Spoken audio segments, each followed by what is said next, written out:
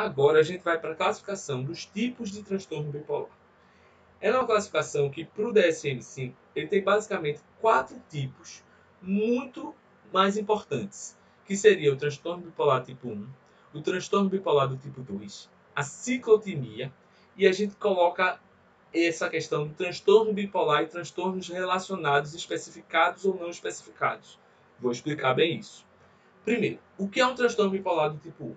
Um transtorno bipolar do tipo 1, na sua forma clássica, é um paciente que tem episódios de mania e episódios de depressão. Para você entender o que são episódios de depressão e episódios de mania, o vídeo anterior. Porém, para o DSM, o critério em si mesmo do transtorno bipolar do tipo 1 é apenas ter os episódios de mania. Ou seja, se fechou uma mania, para o DSM essa doença é o transtorno bipolar do tipo 1.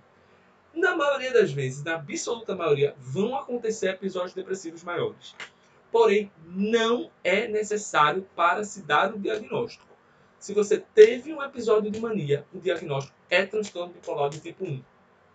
Aí você poderia pensar, então a mesma coisa vale para o transtorno bipolar do tipo 2. Se eu tiver um episódio de hipomania, eu já tenho um transtorno bipolar do tipo 2.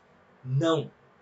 Para o transtorno bipolar do tipo 2, é preciso que ao longo da vida a pessoa tenha tido episódios de depressão maior e episódios de hipomania. Se ele só tiver episódios de hipomania, então ele está aqui, no transtorno bipolar relacionado, no transtorno bipolar não especificado. É outra classificação. A classificação de transtorno bipolar do tipo 2 é hipomania com episódios de depressão maior.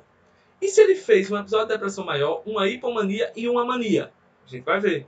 Ele é um transtorno bipolar do tipo 1. Fez mania, bipolar do tipo 1. Fez hipomania com depressões maiores, bipolar do tipo 2. E se ele, por acaso, tiver alguns sintomas de hipomania e sintomas de humor depressivo, mas nunca conseguiu fechar totalmente aqueles critérios que a gente conversou no vídeo anterior. Então ele está nesse outro diagnóstico, que é uma ciclotimia. Pense, não é muito correto colocar dessa forma, é do ponto de vista didático, tá certo?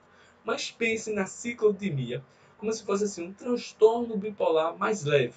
É um transtorno bipolar que nunca fechou sintomas de hipomania ou mania, nunca fechou, desculpa, tem os sintomas, mas nunca fechou o critério para o episódio. Nunca fechou completamente um episódio de mania ou hipomania e nunca fechou um episódio de depressão maior mesmo, certo? E é arrastado. A ciclotimia ela acontece ao longo de 2 anos. Ela é sim um diagnóstico muito controverso, mas está lá e é importante você ter noção. Então, mania, bipolar do tipo 1. Hipomania e depressão, bipolar do tipo 2. Nunca fechou critérios, mas tem sintomas de hipomania com sintomas de humor depressivo ao longo de 2 anos de forma arrastada, ciclotimia. Pedro, e se tiver alguma outra combinação dessas coisas? Aí a gente entra no chamado transtorno bipolar e transtorno relacionado especificado. Por exemplo, se a gente tiver sintomas, episódios de hipomania ou sintomas de mania, mas que não fechou episódios de mania, a gente tem esse diagnóstico. Esse diagnóstico é como se fosse uma grande cesta, um grande resto de tudo. É um nome que o DSM vai dar para tentar abarcar tudo aquilo que não fecha critério para bipolar tipo 1, bipolar tipo 2 ou ciclotimia. Espero que esteja minimamente claro. Vamos lá, dando uns exemplos. Olha aqui esse quadro. Aqui a gente tem a eutimia. Aqui a gente tem aquilo que é uma mania mais fraca, a hipomania. Aqui a gente tem a mania propriamente dita. Para baixo a gente teria sintomas depressivos, a chamada depressão leve. E se chegar aqui até o fundo, de fato, o episódio depressivo maior. Veja essa pessoa. Ela fez episódios depressivos maiores, mas em determinado momento da vida dela, ela teve um episódio maníaco. Transtorno bipolar do tipo 1. Essa outra pessoa, considere isso aqui como uma outra pessoa, nunca teve aparentemente sintomas depressivos, episódios depressivos, mas teve um episódio maníaco, bipolar do tipo 1.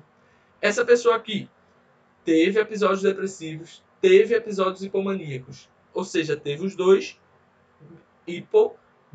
bipolar do tipo 2, certo? Se essa pessoa fosse junto com essa, se isso aqui tudo fosse uma pessoa só, episódio de mania, episódio de depressão, episódio de hipomania. Qual a classificação dela? bipolar do tipo 1. Fermania bipolar do tipo 1. Vamos ver mais representações disso? Aqui, ó. Mania, depressão, hipomania. E aí a gente entra nessa outra classificação. Que é importante vocês saberem que existe também uma classificação muito recorrente, certo? Muito importante. O que é isso daqui, Pedro?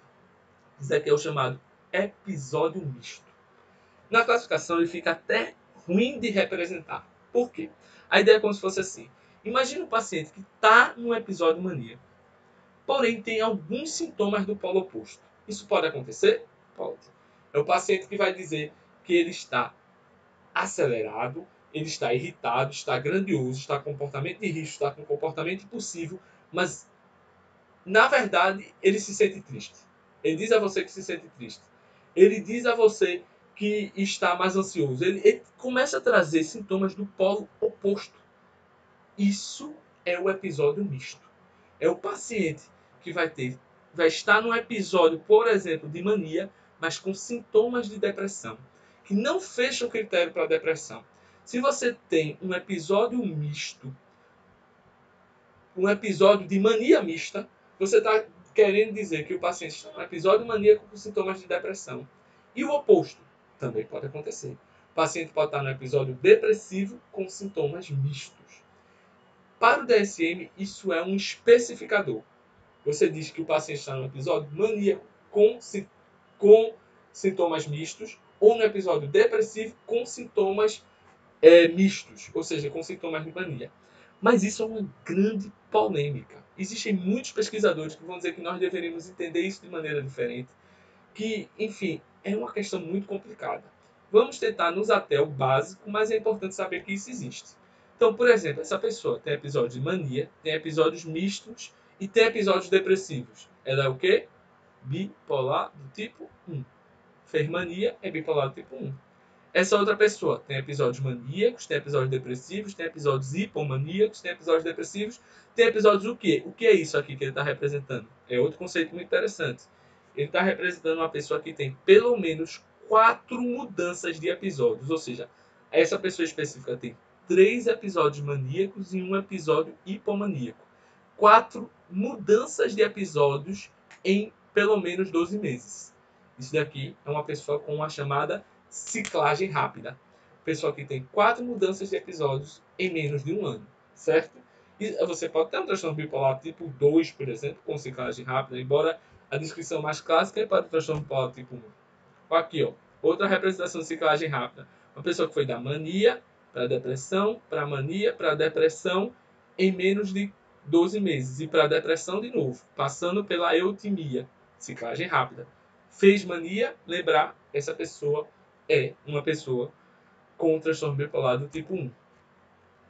Olha aqui, bipolar do tipo 2, ou seja, mania, hipomania, depressão, sem nunca fazer mania. Lembrando que só hipomania não pode, tem que ser depressão e hipomania, bipolar do tipo 2. E aqui, ó, aqui na verdade, aqui tá ruim, porque aqui tá colocando como se a pessoa fechou para hipomania, né? O transtorno ciclotímico pode fechar para a hipomania, para o DSM não seria exatamente isso, mas enfim, é uma pessoa subsindrômica, ela nunca faz uma depressão maior, ela nunca faz uma mania, certo? Ela fica ali com sintomas de mania, sintomas de depressão, sem fechar critérios plenamente, por isso que essa representação, apesar de ser de um livro muito respeitado, que é o do professor Stahl, não está uma representação tão legal, mas a ideia dá para vocês captarem na imagem. A ideia de uma pessoa que não fecha os critérios maiores mesmo, os episódios maiores mesmo. Certo? Por enquanto é isso. No próximo vídeo a gente vai falar sobre a epidemiologia, alguns dados sobre o transtorno e sobre o tratamento.